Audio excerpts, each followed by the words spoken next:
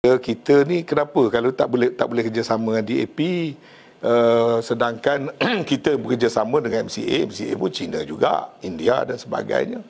Ini satu persepsi yang sangat salah. UMNO tidak pernah menentang mana-mana parti terdasar kaum. UMNO ni malahnya sebelum wujud DAP lagi, kita dah bekerjasama dengan orang Cina, orang India, orang Dayak, orang Iban dan Kadazan. UMNO bukan parti resis. Kita tak setuju dengan DAP, saya kata. Pernah saya satu ketika dulu saya sebut, kalau ada titik persamaan dalam perjuangan hatta DAP, saya kata, kita boleh bekerjasama. Tapi apa dia titik persamaan itu? Adalah dasar.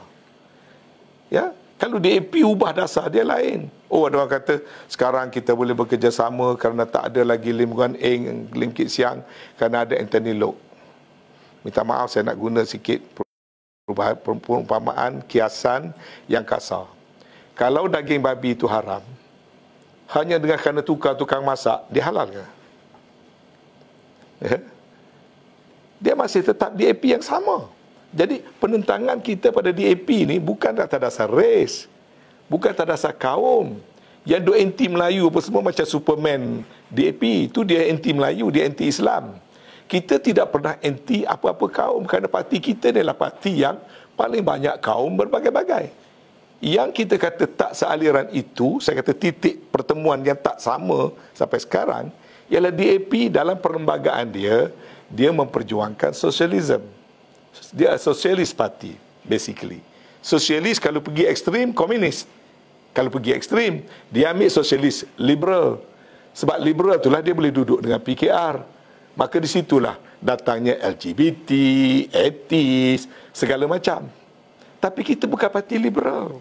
Kita bukan parti sosialis. Kita mempunyai dasar perjuangan nasionalis kita yang berteraskan Islam. Yang serupa dengan kita dasarnya bersatu, PAS.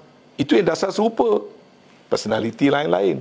Tapi dengan DAP ni penolakan kita ni kerana benda yang titik pertemuan yang sangat fundamental. Bukan soal leadership. Ini bukan soal Lim Kit Siang atau Anthony Loke.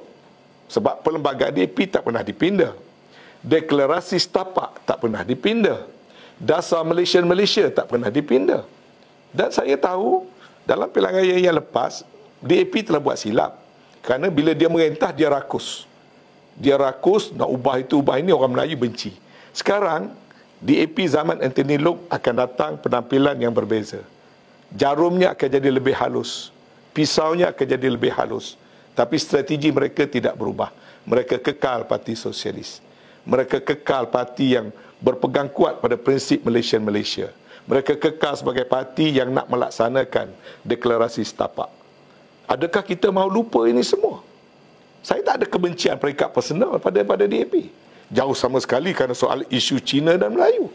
Sebab kawan saya Cina, MCA Cina, parti-parti kawan-kawan kita di Sabah Sarawak ramai orang Cina, dan parti kita ini adalah parti yang sebelum merdeka lagi kita berkawan dengan orang Cina. Kita tak ada masalah. Ini bukan soal Cina Melayu, tapi soal ideologi perjuangan DAP sangat bercanggah dengan ideologi perjuangan UMNO, bercanggah dengan ideologi perjuangan Bersatu, bercanggah dengan ideologi perjuangan PAS. Sebab tu pada saya, kalau kita nak bermuafakat seperti mana ayat surah Al-Imran 118 tadi, kita nak ambil sebagai orang kepercayaan, kena orang-orang yang mempunyai ideologi perjuangan yang sama. Kalau kita ambil orang yang ideologinya memang nak makan kita, ya, memang ideologi nak matikan kita, yang sebut dalam Al-Quran itu, yang lidahnya jelas terpancar kebenciannya, dalam hatinya lebih besar lagi, kata dalam Al-Quran. Kemudian kita langgar apa yang ada dalam Al-Quran, yang menjadi prinsip perjuangan UMNO, teras perjuangan UMNO, kita langgar, maka pada saya bencanalah yang menunggu kita di hadapan. Jadi menolak DAP bukan soal apa yang berkait dengan soal Cina atau tidak Cina. Sebab dalam Parti Barisan Nasional kita amat memerlukan kepada keberadaan rakan-rakan daripada semua kaum, semua agama, semua keturunan. Jadi kita harus jelas perkara itu.